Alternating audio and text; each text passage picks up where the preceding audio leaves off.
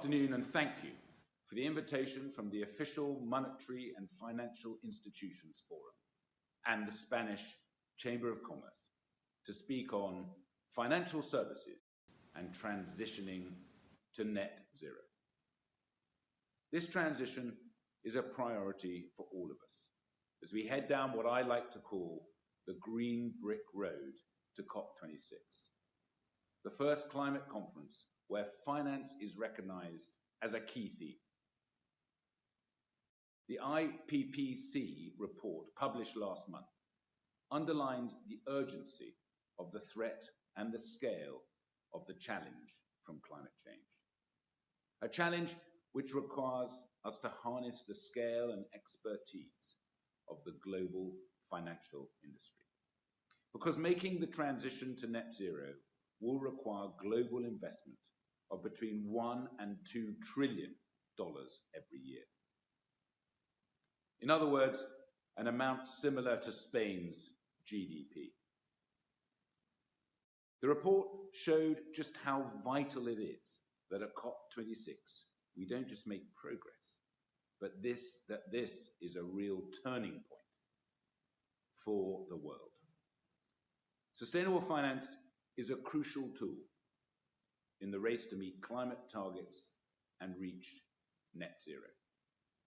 A transition in which financial services will be absolutely vital. And a transition where the UK and Spain will lead the way. Fortunately, we have a strong partnership in financial services to build on. The Spanish presence here in the City of London, and indeed on high streets across the UK, is very strong. Spanish banks have the largest presence of all foreign banks in the UK, larger than Germany or the USA. Santander alone employs 20,000 people in the UK, the largest foreign bank in the city. Sabadell, the owner of TSB, employs a further 7,000 people. And I know that the Spanish government plans to launch its inaugural green bond this month, something we have also seen here in the UK. All those who work here in the City of London should be assured that we are backing up our words with actions. In 2007, the City of London Corporation became the first governing body in the UK to produce a dedicated climate change adaptation strategy. And last year, we launched our climate action strategy. To our knowledge, we are the first financial centre in the world to do this. This strategy will see us achieve net zero across the city by 2040, 10 years ahead of UK government goals. We also helped set up the Green Finance Institute to support sustainable finance solutions around the world. Because we know the financial solutions to climate change have to be global. So the City of London has been working to support the private finance agenda for COP, led by Mark Carney. I congratulate those Spanish banks, such as Santander, BBVA, the Caixa y Ibercaja, and Arm Bank, who have committed to the Net Zero Banking Initiative. We are now just over 6 weeks away from COP26, which must be a pivotal moment for our planet and a pivotal moment for finance.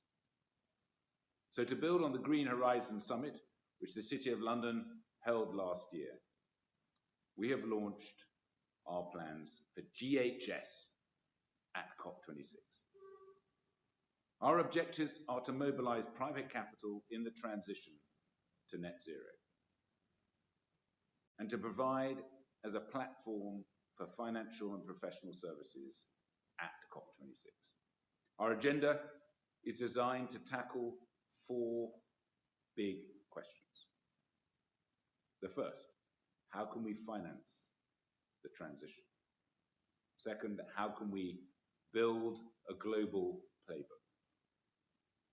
Third, how can we price carbon and nature?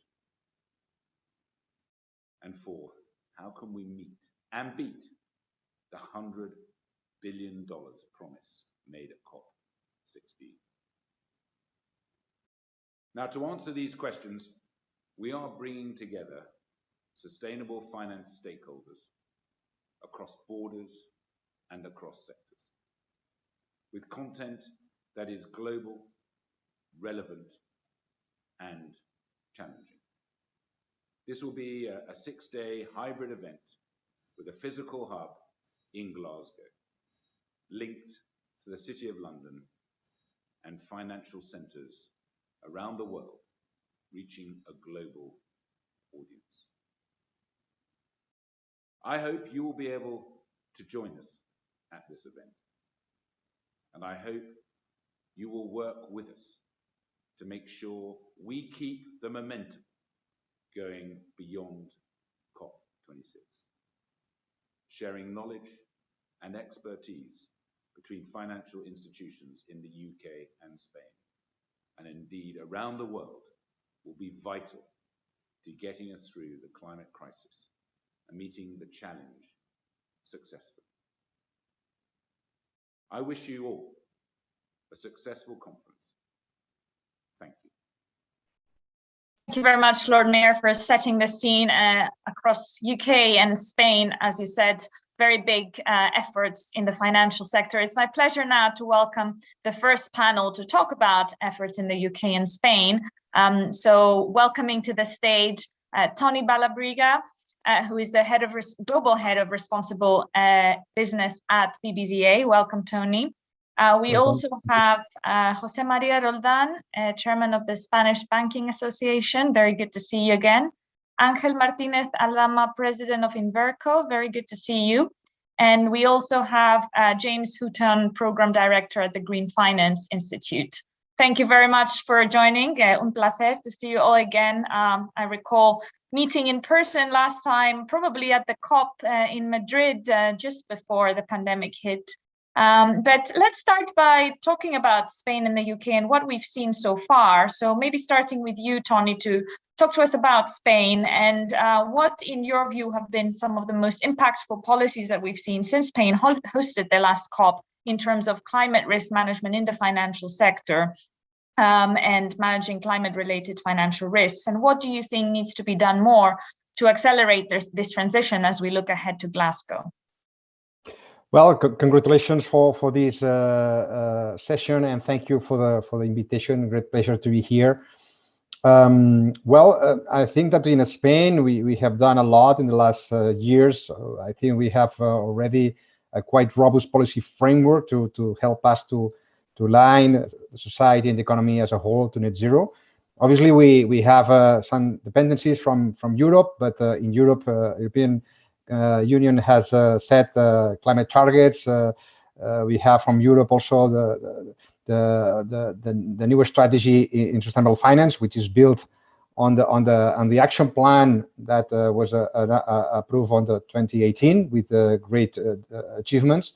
And also we have the Next Generation EU as a huge opportunity, to mobilize finance to sustainability. So what is coming from Europe is very well aligned, and also what we have at the national level is very, very relevant. We have approved our Climate Act. We have a just transition strategy. We have a national plan on energy and climate for 2030, and all them are aligned to net zero goals. So I think that in Spain we could say that in general we have as I said, a robust policy framework to net zero. But having said that, obviously we also see opportunities, to what's next. In my opinion, well, first, I think that we need to work a little bit more on incentives for individuals and companies to promote behavioral change, also to avoid dysfunctions, to avoid perverse signals like now that we have with energy price. Also, in this sense, we need, secondly, to have right mechanism in the financial sector to incentivize financial flows and alignment to net zero. I have to confess that for the moment, when we see sustainable finance, all are cost for green finance. We need data, we need the standards, we need disclosure, we need supervision. It's a little bit overwhelming for banks, and market price differences between green and non-green are still low. So where is the carrot? No. So I think something we need to work on that. Third, I think we need to support investment in key sectors and activities, working more on public partnerships in sectors difficult to abate. And finally, we will ask also a neutral policy, fiscal policy, and more coordination at the global level, ambition and more certainty, especially on carbon price regulation. No, these are a few requests that we have on the table now. Thanks. Thank you, Tony. A very complete list of what the financial sector needs. But as you said, progress is being made on a lot of these fronts, and we will be talking later also about the disclosures, the taxonomies, the data questions as well that you raised. And of course, we can go into also the EU's Fit for 55 plan and the kind of regulation that we're seeing coming through from the EU. But let me turn to you now, James, for the UK. And same question to you. What do you think are the most impactful policies that have been put in place? The UK has also put in place very ambitious targets. And at the Green Finance Institute, you work very closely with the finance community and the City of London. We heard from the Lord Mayor about the initiatives there and from Emma Howard-Boyd as well. But what do you think still needs to be done, and what have been the most successful things we've seen so far? Thank you.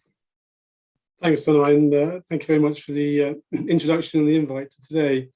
I think that keeping it probably brief, I think what needs to be done is there needs to be more of a collaborative conversation. I think too often policy is misaligned with the market risks that private finance are trying to tackle. I think there's a misalignment, there's a misunderstanding, and sometimes there's a mispricing of that risk. And so it's important that government and policymakers are in the room with private finance and with the entire supply chain, making some of the decisions about how policy is implemented in the short term and the long term. I think the UK government absolutely have fantastic ambition. I think we're on our way to exceeding our third carbon budget for the end of next year. I think there's risks though regarding budgets 4, 5, and 6. I think what we really need to see now is some collaborative policy moves that will unlock what is clearly the private capital that's waiting in the wings. Thank you very much. I can see that we already have Alex Mitchie on the line, who is head of Glasgow Financial Alliance for Net Zero. Joining this panel will also be Marta Garcia, who is responsible banking sector manager for Banco Santander. So very good to see you, Marta. We have Angel Estrada, who is the Director General of Financial Stability, Regulation and Resolution at Banco de España. So very good to see you there. I think we've seen you pop up and listening intently to the first session, so great to see you. And then Simon Thompson, Chief Executive of the Chartered Banker Institute. Simon, it's very good to have you here. I think the first session set up very well. The discussion that covered, actually, Simon and I were talking earlier this morning, and he said that if the discussion doesn't start or have data in it, there's no point in having one on climate. So data is extremely important, as is some of the suggestions for a carrot rather than the stick, and also the discussion on public-private partnerships. This second session, I really want to focus on the net zero and future of green finance. So kind of following on for those discussions, how can we embed the climate discussions into everything we do and sustainability into every part of the banking and financial sector, rather than it being part of, but it being very much ingrained into. So first of all, I want to go to each participant, each member of the panel, and talking around the main steps being taken to assess resilience of companies and financial sector to the risks posed by climate change. How can this be globally aligned? There were a couple of questions coming in from the last panel that look to the pressure on business commitments and might not change behavior in company and banks, but what are the key public policies to be implemented? So I think that is also ingrained into this. How do we really achieve the financial sector to to be taking steps to ensure that the risks posed by the climate change are mitigated against. So let's start with Alex. Let's start with you first, and then we'll go to Marta, and then we'll go to Angel as well. So Alex. Thanks, Ellie, and it's great listening to the first panel and the remarks. So I'm Alex Mickey. I'm head of the Glasgow Financial Alliance in the COP26 Private Finance Hub, reporting to Mark Carney, who is the chair of the Glasgow Financial Alliance, and working very closely with Gonzalo, who obviously opened this event, and Nigel Topping, his colleague. So in response to your question, I think there's obviously a regulatory angle, like when central banks, prudential, macroprudential, microprudential authorities clearly have a role and a remit to ensure that financial stability risks are well managed. And we all know, and we've known for 6 years, I'd say, or more, that climate change, going back to the tragedy of the Horizon speech that my boss gave at Lloyd's of London in 2015, is a financial stability risk. And I think central banks and other prudential supervisors and regulators around the world have really upped their game in recent years, and we as the COP26 team have been supporting them in that. You've got the Network for Greening the Financial System, which is obviously supporting global coordination to make sure things like climate stress testing are done in a coordinated way. But you also have organizations like the BIS doing capacity building around the world and training on how to do climate risk assessment. So I think there's a lot of really positive, promising progress on that front. I also think that the transition to net zero is an absolutely phenomenal opportunity, not just a risk.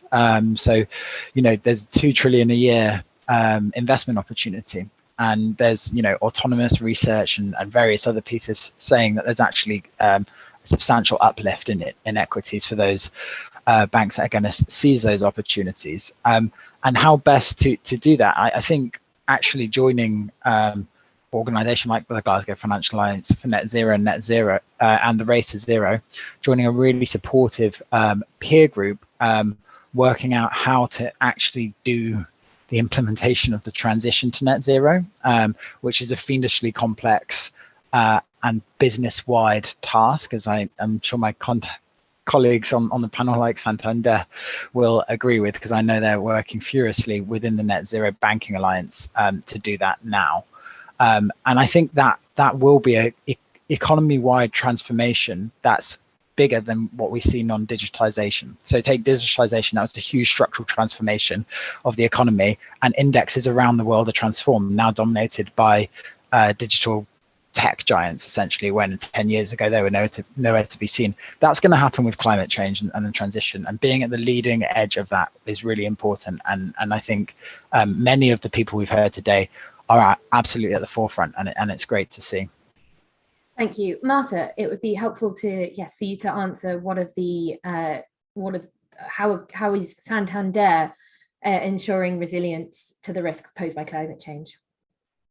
Thank you so much, Ellie. It's a pleasure to be here, and thank you, British Embassy of Madrid and Spanish Chamber of Commerce in the UK for organizing. So for Santander, as the rest of the banks, key is to understand the resilience of the companies we lend to in order to understand the resilience of our own portfolio to climate change. And what are the main steps we are taking there? As Alex just mentioned, first one I would highlight is we have set the ambition and we have a clear direction on where we want to go. We have the ambition to be net zero by 2050. We are a founding members of the Net Zero Banking Alliance, and we just in June released phase out strategies for thermal coal mining, thermal coal power, and also the first target for alignment of our power generation portfolio. So ambition is there. Second step, which I think it's also key, is we have a roadmap, of course, aligned with the Net Zero Banking Alliance, which makes things much easier, and also combining regulatory requirements. We have the main milestones we need to deliver in our commitments and in the regulator and supervisor scope, which is becoming intense in these recent years. And the third step is that we have agreed and are executing a 4-pillar strategy to fight climate change. The first pillar is portfolio alignment, And here we are aligning, as I mentioned already, the power generation portfolio and other portfolios will come. The second is supporting our customers in a low carbon economy. The third pillar is reducing our own environmental impact. And here we are carbon neutral in our own operations since 2020. And finally, is embedding climate into risk management. Thank you very much to the Embassy in Spain and to the Chamber of Commerce. So thank you. And I now hand over to Ambassador Hugh Elliott, who is the British Ambassador to Spain and Andorra. And thank you on behalf of OMFIF as well. It's been a delight to work with you. So thank you. Thank you very much, Ellie, and thank you to everybody. And an incredibly rich discussion, which I have listened to throughout. And my brain hurts, I'm afraid, right now, as I try to digest it all and think of an appropriate way of wrapping up. So what I think I'll do, first of all, I'll start by saying thank you. So thank you very much to everybody who's participated. Thank you, Ellie. Thank you, Danae. Thank you, OMFIF, for helping. You've been great partners through all of this. Thanks, of course, to Gonzalo, to Emma, to the Lord Mayor, to everybody who's made this such a rich and interesting discussion. Of course, Eduardo, Spanish Chamber, we've got a fantastic relationship. Might come back to something. So I would just, I think, probably share a few quick personal reflections on some of the things that I've said. I used to work in communications, and so I like strap lines. And I think the best strap line I got from all of this was not really a strap line, but it was what Jose Maria said in one of your extremely interesting comments, Jose Maria, which was, "This is complicated," and it is very complicated. I think you were referring particularly to international collaboration, which you have all identified as being absolutely central. Marta just mentioned that in terms of global homogeneity of regulation, obviously an extraordinarily complicated thing to achieve, but something that we are definitely fully working on as governments around the world. So how do you make sense of this complexity? The next strapline I thought was another one from Jose Maria, which was the Apostles to Plumbers, the strapline, which I thought summarizes quite a lot. I think it's great that if we don't need apostles anymore, they go into the background, and there is less preaching and more wiring being like affects my professions. So I think it is very, very good if we're actually moving to those discussions and the encouragement to get public and private in the room to make those very real, practical sort of discussions. I think is really important. And looking to the complexity, we just need to make a lot more of this happen, a lot more of the time. That's really important. I was struck by the mention which you mentioned in passing when we were looking at what's happening in Spain right now in electricity prices, to the question of public acceptability, and I do think this is an underplayed aspect of the debate at the moment, which is to be able to look ahead at what we think the actual public and citizens feel from what they see around what's happening, and how we keep the public acceptability on board throughout all of this. It's very well to say we would like to have green everything, but when green everything starts to money, green everything becomes slightly less attractive. I think that is a risk which is slightly underplayed, and it would be good in this area to look at a bit more. The question of moving from, and I think Simon, this was your comment, from best practice to standard practice. I completely and very strongly agree with that, and it's something that, having worked on sustainability agendas in private and public sectors, I feel about quite strongly. I personally hate the term environmental and social governance, and to nick your idea and transfer it, Simon, I would say, why is the SG not just G? That would be my strapline on a lot of this.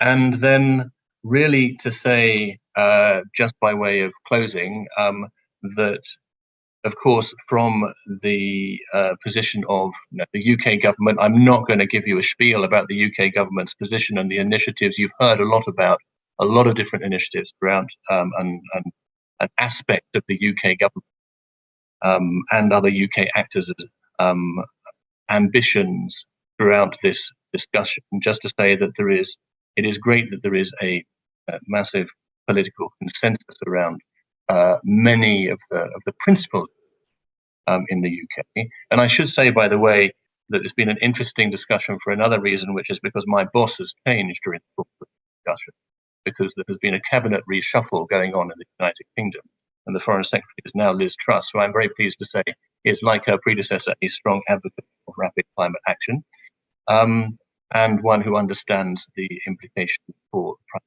sector, the importance of the public, which is great news.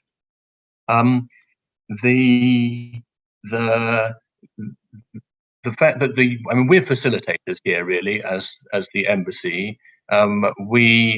Because it is such an important issue for our two countries, I think the relationship between the UK and Spain is, to take another strap line from the quote, thank you very much, Eduardo, the best since Wellington. There were scratchy times around Wellington's time, so I think it may be even better. But I'll take the best since Wellington. And that does mean we're in a reasonably good place to facilitate some of these kinds of discussions. Appreciate very much the synergies, the investment link, the Rami, and it just made perfect sense for us. And we absolutely will. It's a core part of what we're up to as an embassy, as a diplomatic network around the world. It will continue to be that. COP26, coming on the back of COP25, as you all know, obviously strengthens that link. But it's not just about a climate summit, because we need to be turning our minds to after COP26 now. How we continue to keep the momentum going once we have banked a lot of the successes that I hope we will manage to bank in COP26. And it is being a massive international effort. You've talked about, I think somebody mentioned there were 32 working days to go, and somebody else mentioned there were sort of 50 calendar days. I haven't been counting myself, but I suspect there's no actual difference between calendar days and working days for many of those people working on COP. 26, and I take my hat off to them. And I just wanted to finish up by saying that the role of green finance in all of this, the more I participate in these events and the more I learn about it, the more central it is. And so I am very grateful to all of you for giving your time to this debate, and for doing all that you are doing to help make what we are talking about stand practice. Thank you.